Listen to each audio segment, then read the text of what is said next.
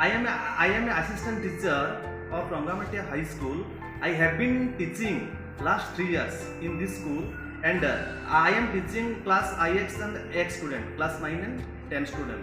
And I could not manage all the student in the large number, and it is too many students to manage, and it is too many difficult to manage all the student in a classroom.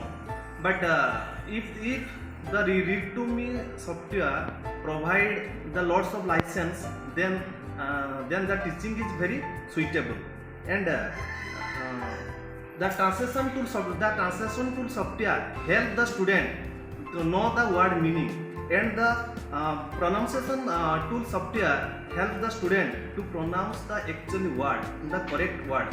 And I try to teach the student. I try to teach the student fun learning, but the students are speak in English in the classroom, in the school surrounding, and the students are very happy. The students are very happy to learn all these things, because the ReadToMe help all the students in our school. The students are enjoying lots of, and the students are knowing difficult word and the image of the word.